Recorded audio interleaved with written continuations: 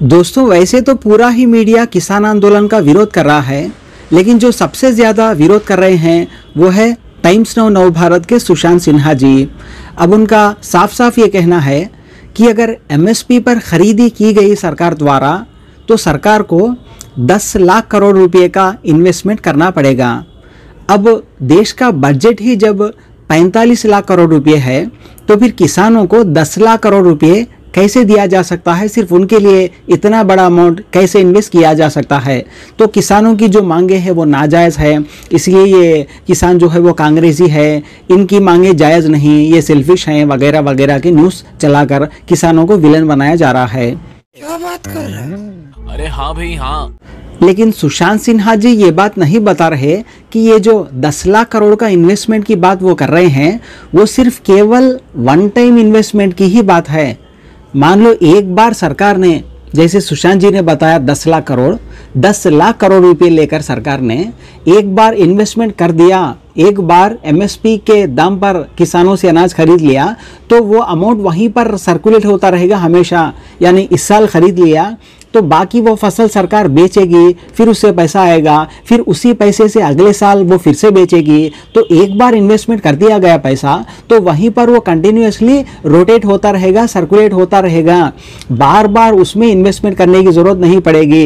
लेकिन जानबूझकर इस मुद्दे को बजट से जोड़कर दिखाया जाता है ताकि जनता को कंफ्यूज किया जाए कि भाई जब देश का बजट ही 45 लाख करोड़ रुपए है तो 10 लाख करोड़ किसानों के लिए कैसे इन्वेस्ट करें, ताकि जनता कंफ्यूज हो जाए कि भाई हर साल ये किसानों के लिए 10 लाख करोड़ रुपए निकालने पड़ेंगे। तो जनता को कंफ्यूज करने के लिए बार बार बजट से इस मुद्दे को जोड़ा जाता है, जबकि आप कंफ्यूज ना हो इस मामले में। ये सिर्फ वन टाइम इन्वेस्टमेंट ही है, बजट का इससे कोई लेना देना नहीं है भाई।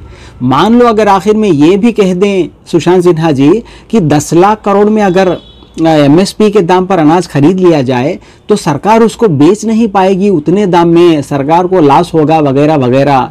तो मान भी लिया जाए अगर सरकार 20% लॉस में भी बेचेगी उस अनाज को तो भी 10 लाख करोड़ में से 8 लाख करोड़ तो आ ही जाएंगे सरकार को, यानी 2 लाख करोड़ का नुकसान होगा। तो इस तरह से बता सकते हैं सुशांत सिन्हा जी कि हर साल बजट से किसानों को एमएसपी के लिए 2 लाख करोड़ रुपए निकालना पड़ेगा। अगर इस तरह से भी सुशांत सिन्हा जी बताएं, ब्लेम करें तो भी ये जायज़ है, जस्टिफाई किया जा सकता है। हालांकि ये भी प्रूफ नहीं है, हो सकता है सरकार 10 लाख करोड़ से ज़्यादा दाम पर बेच ले।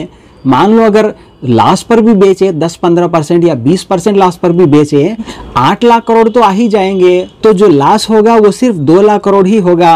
तो इस तरह से बताया जा सकता है कि भाई हर साल 2 लाख करोड़ रुपए किसानों के लिए इन्वेस्ट करने पड़ेंगे एमएसपी के लिए। लेकिन यहाँ पे फेक न्यूज़ फैलाया जा रहा है कि भाई हर साल 10 लाख करोड़ रुपए किसानों को कैसे दे सकते हैं। अरे तुम्हारी खोपड़ी में भेजा है कि भजिया है? तो यही होता है मीडिया को करोड़ रुपये चंदा देने का नतीजा। चंदा मिलता रहेगा तब तक सरकार के पक्ष में वीडियोस बनते रहेंगे। दोस्तों, इस गोदी मीडिया के लिए 2 शब्द आप भी कमेंट बॉक्स में लिख दें। Thank you so much guys. दलाल दलाल दलाल दलाल दलाल हैं। गोदी मीडिया गोदी मीडिया गोदी मीडिया।